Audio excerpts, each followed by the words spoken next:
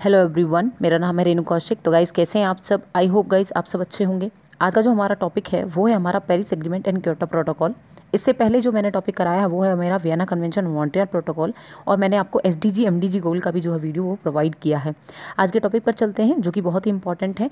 सबसे पहले हम बात करेंगे क्योटो प्रोटोकॉल की, लेकिन उससे पहले हम बात करेंगे आज अर्थ समिट। देखिए गाइज, इसको एक कहानी की तरह ही समझिएगा, क्योंकि सारे के सारे प्रोटोकॉल एक दूसरे से रिलेटेड हैं। तो सबसे पहले मैं आपको अर्थ समिट के बारे में बताऊंगी, देन मैं आपको क्योटो प्रोटोकॉल बताऊंगी, और क्योटो प्रोटोकॉल से ही आपको समझ में आएगा पेरिस एग्रीमेंट। सबसे पहले हम बात करेंगे किसकी? अर्थ समिट की।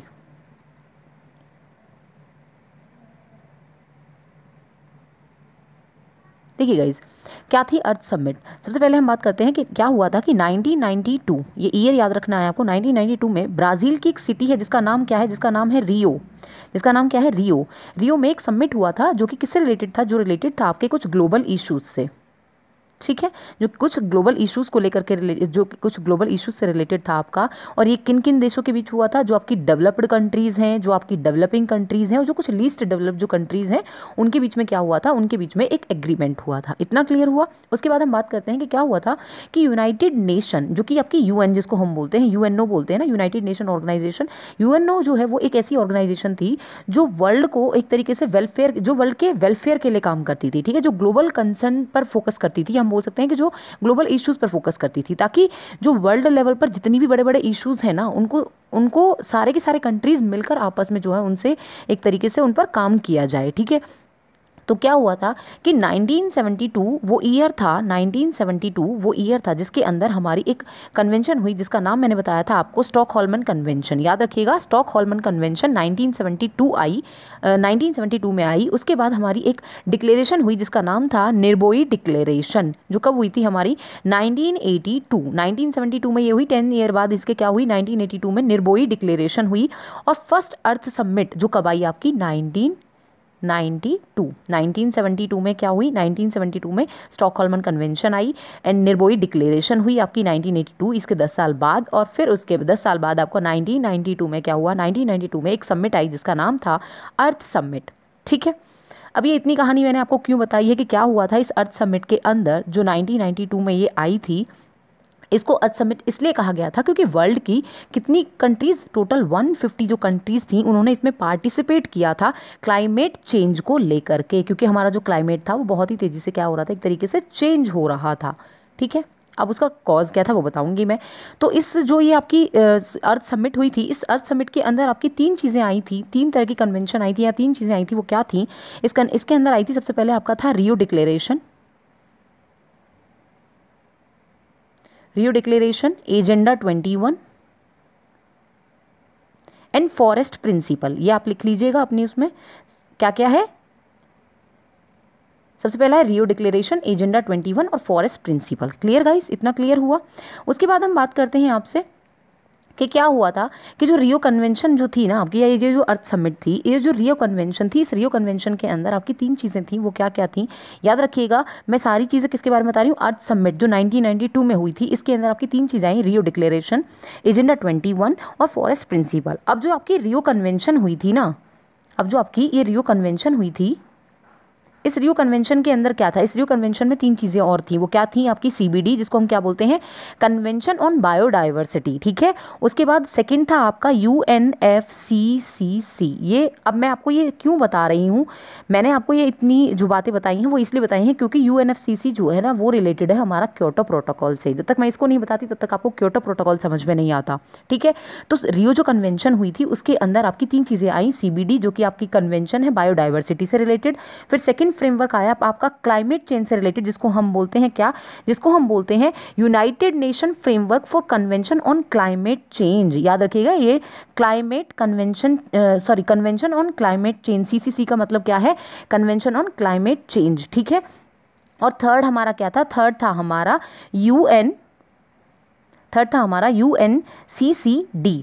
ठीक है, जिसको क्या बोलते हैं? United nation convention to combat desertification. याद रखिएगा, ये किससे रिलेटेड वो थी? कन्वेंशन डेजर्टिफिकेशन को कॉम्बैट करने से, और ये थी आपकी क्लाइमेट चेंज से रिलेटेड थी, और ये बायोडाइवर्सिटी से रिलेटेड थी। ये 3 कन्वेंशन आपको याद रखनी है। किसके अंदर आई है? आपकी ये रियो कन्वेंशन के अंदर आई थी। अब हम बात करते हैं हमारा मेन टॉपिक, वो क्या है? हमारा मेन टॉपिक वो है हमारा क्योटो प्रोटोकॉल। Kyoto protocol. सबसे पहले हम बात करेंगे क्या थे क्योटो प्रोटोकॉल।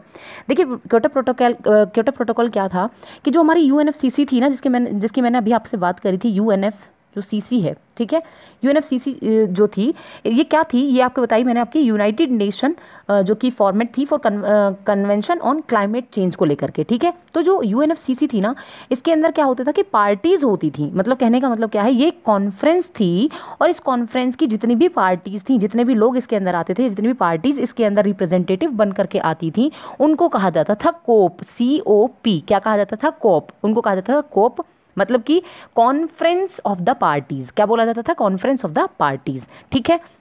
अब हुआ क्या था कि एक आपकी COP 1 थी, COP 1, COP 2 और COP 3।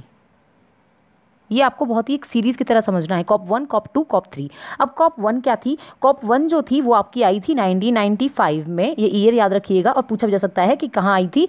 बर्लिन में आई थी, कहाँ? जर्मनी में, ठीक है। बर्लिन में आई थी, कहाँ आई थी? जर्मनी के अंदर, ठीक है।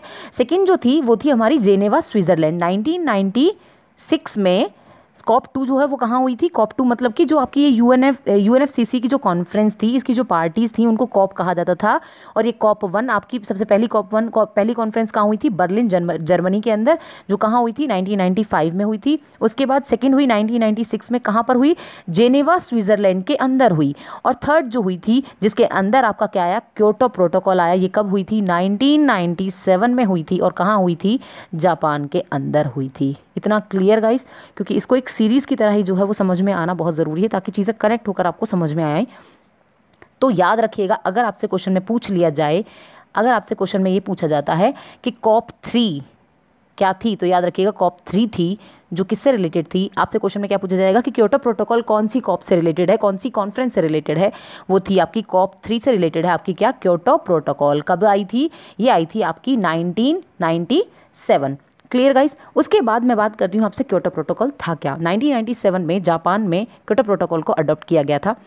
अब इसके बाद भी ना बहुत सारी COP हुई थी, मतलब कि एक के बाद एक COP होती रही, लेकिन फिर भी ना लोग, मतलब जो जितनी भी कंट्रीज़ थी, वो डिसाइड नहीं कर पाई थी कि हम एक तरीके से क्लाइमेट को किस, जो हमारी ग्रीन हाउसेस गैसेज हैं, तो मेनली मैं आपको ये बताना चाह रही हूँ कि COP 3 किससे रिलेटेड थी। ये रिलेटेड थी आपकी ग्रीन हाउसेस जो गैसेज हैं उनको रिड्यूस करने से रिलेटेड थी, या उनके एमिशन को रोकने से रिलेटेड थी, ठीक है। लेकिन जितनी भी कंट्रीज थी ना, वो ये नहीं पता कर पा रही थी कि इन ग्रीन हाउस गैसेज के जो एमिशन है इसको किस तरीके से रिड्यूस किया जाए, ठीक है। अब आया तो था 1997 में, लेकिन 2005 तक, याद रखिएगा, फेब 2005 तक भी क्या हुआ था कि लोग, मतलब जितने भी कॉन्फ्रेंसेस थी, वो पता नहीं लगा पाई थी कि किस तरह से हम ग्रीन हाउस गैसेज को जो है वो एक तरीके से जो है रिड्यूस कर पाएँ। तो इसलिए फेब 2005 में क्या हुआ, इसको क्योटो प्रोटोकॉल को एक तरीके से फोर्स में लाया गया था, ठीक है। अब इनका टारगेट क्या था, ये आपको समझना है कि जो क्योटो प्रोटोकॉल है इसका टारगेट क्या था। इस क्योटो प्रोटोकॉल का मेन टारगेट था ग्रीन हाउस गैसेज के एमिशन को क्या करना, कम करना। और कितना कम करना, याद रखिएगा हमेशा कि इसका जो बेस ईयर लिया गया था वो लिया गया था 1990। ये कहा गया था कि आज के टाइम पर, मतलब कि ये कहा गया था कि 2012 में, 2012 में ये कहा गया था कि अब जो है हमें क्या करना है, हमें इसके लिए बेस ईयर लेना है, 2012 के लिए हमें बेस ईयर लेना है 1990। हमें इतना कम करना है जितना 1990 में ग्रीन हाउस गैस का एमिशन था। मतलब कि हमें 5% से मेनली रिड्यूस करने के बारे में कहा था कि हमें 5% तक, 2012 में कहा गया था कि हमें ग्रीन हाउस गैसेज को 5% तक रिड्यूस करना है, और उसका बेस ईयर हमें कौन सा लेना है, 1990 लेना है। इतना आप सभी को क्लियर हो गया होगा। उसके बाद हम बात करते हैं कि इसके अंदर जो समझने वाली बात है वो ये है कि ग्रीन हाउस गैसेस के अंदर आती क्या क्या चीज़ें हैं। आपको ये समझना है कि ग्रीन हाउस गैसेस के अंदर आती क्या क्या हैं। तो आपको पता होना चाहिए कि CO2 जिसको हम क्या बोलते हैं, कार्बन डाइऑक्साइड, फिर उसके बाद है हमारा CH4 जिसको हम बोलते हैं मीथेन, N2O जिसको हम क्या बोलते हैं, नाइट्रिक ऑक्साइड। उसके बाद है हमारा SF6, ये याद रखना है, SF6 जिसको हम क्या बोलते हैं, सल्फर हेक्साफ्लोराइड। उसके बाद हमारा आता है HCFC जिसको हम क्या बोलते हैं, हाइड्रोफ्लोरोकार्बन्स आपकी। और फिर है आपकी PFCS जिसको हम क्या बोलते हैं, जिसको हम बोलते हैं जो है पैराफ्लोरोकार्बन, जिसको हम क्या बोलते हैं, पैराफ्लोरोकार्बन। ठीक है गाइस, क्लियर। ये हमारी 6 की 6 क्या हैं, ग्रीन हाउस गैसेज हैं। याद रखिएगा CO2, CH4, N2O, PCFCs, HCFCs और आपकी SFCXs। अब इसके बाद आपसे जो क्वेश्चन पूछा जा सकता है, या मेरे हिसाब से शायद ये किसी न किसी जो है शिफ्ट में ये क्वेश्चन आया भी है कि कार्बन का जो एमिशन है ना, उसकी रेटिंग क्या है, कौन कौन सी कंट्रीज हैं जिनके अंदर सबसे ज़्यादा हाई रेटिंग है कार्बन के एमिशन की। तो याद रखिएगा सबसे पहले नंबर पे है आपका चाइना, जो सबसे ज़्यादा कार्बन एमिट करता है।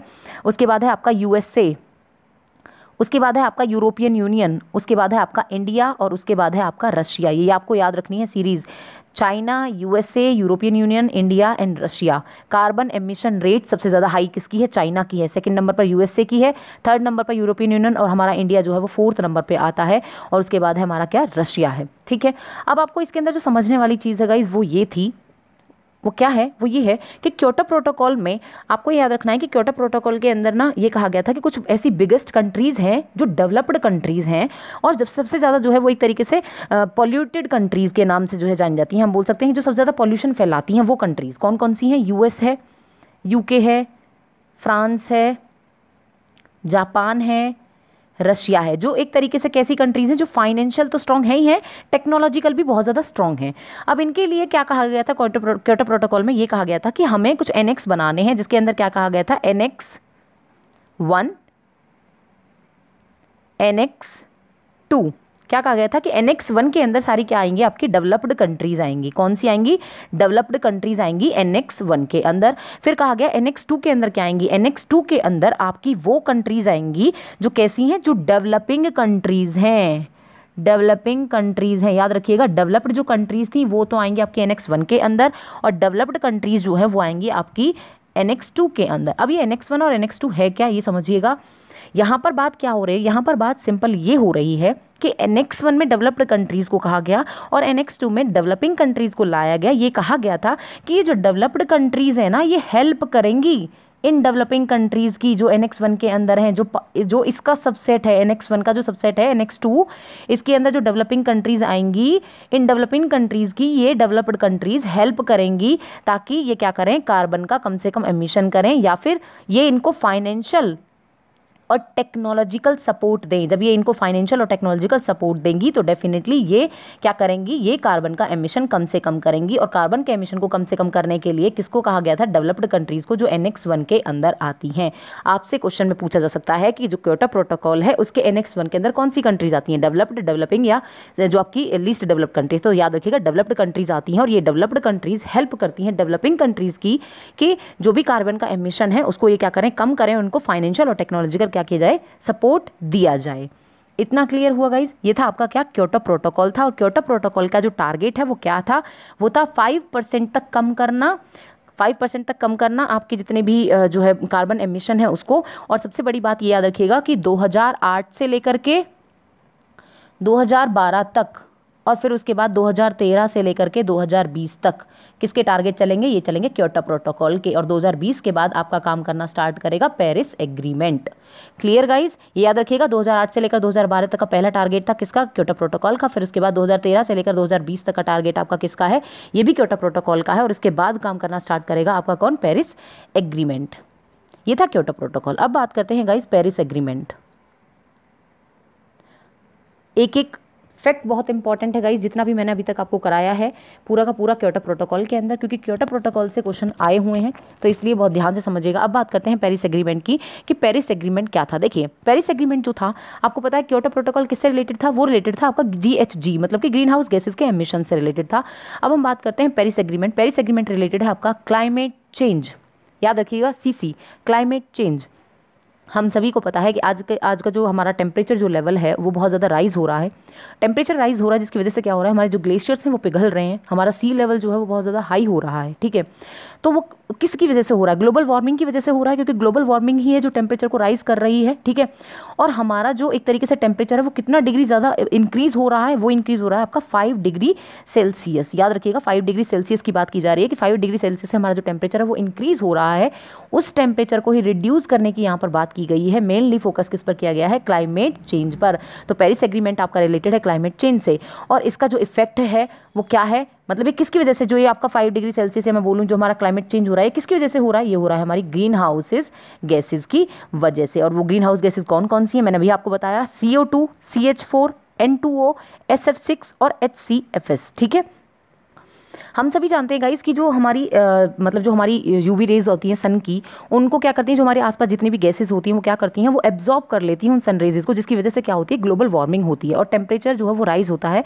और टेम्परेचर राइज होने की वजह से हमारा जो क्लाइमेट है वो चेंज हो रहा है, वो शिफ्ट हो रहा है, जिसकी वजह से क्या हो रहा है, हमारे जो ग्लेशियर्स हैं वो मेल्ट हो रहे हैं, सी लेवल बढ़ रहा है, टेम्परेचर हाई बहुत ज़्यादा हो रहा है। ठीक है, तो इसी के टेम्परेचर को एक तरीके से रिड्यूस करने के लिए, या फिर जो हमारा ये इफेक्ट है टेम्परेचर का, इसको क्या करने के लिए, कम करने के लिए हमारा कौन सा एग्रीमेंट आया, पेरिस एग्रीमेंट आया, जो किससे रिलेटेड था, क्लाइमेट चेंज से रिलेटेड था। आपसे इतना पूछा जाएगा। उसके बाद आपको एक बहुत इंपॉर्टेंट फैक्ट जो मैं बताने वाली हूँ वो ये है कि पेरिस एग्रीमेंट हुआ कहाँ था, पेरिस में हुआ था, इसलिए इसको किसका नाम दिया गया था, पेरिस एग्रीमेंट का नाम दिया गया था।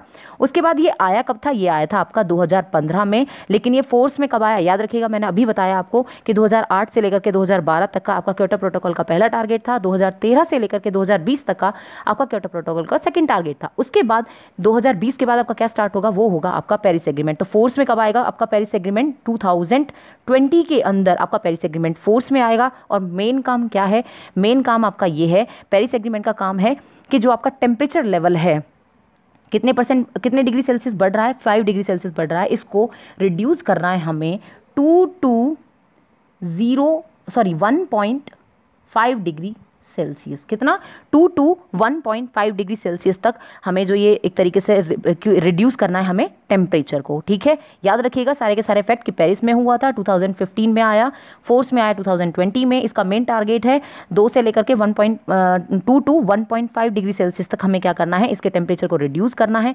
और सबसे इंपॉर्टेंट जो पूछा जा सकता है वो ये है कि पेरिस एग्रीमेंट कौन सी कॉप में आया था, कौन सी कॉन्फ्रेंस ऑफ पार्टीज के अंदर आया था, तो याद रखिएगा COP21 रिलेटेड थी हमारी पेरिस एग्रीमेंट से, और COP3 हमारी रिलेटेड थी क्योटो प्रोटोकॉल से।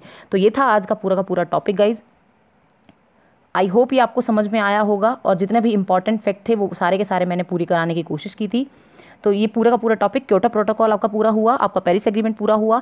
और अगर हो सके तो गाइज मैं एक छोटी सी वीडियो बनाऊंगी जिसके अंदर सारी की सारी जो कन्वेंशन है उसका, अगर मैं इसको ज़्यादा बड़ा करती हूँ तो बहुत ज़्यादा बड़ी वीडियो हो जाएगी, इसलिए एक जो है नई वीडियो लेकर के आऊँगी जिसके अंदर कुछ इंपॉर्टेंट टॉपिक बताऊँगी गाइज, जो बहुत ही इंपॉर्टेंट होंगे एग्जाम पॉइंट ऑफ व्यू से, जिसमें मैं सारी की सारी कन्वेंशंस स्टार्ट कब से हुई थी और लास्ट कन्वेंशन कौन थी, जिसमें आप जो हमारा एग्जाम शिफ्टिंग जो हो रहे हैं वहाँ से क्वेश्चन जो है वो पूछे जा रहे हैं कन्वेंशंस के ऊपर। Thank you so much guys.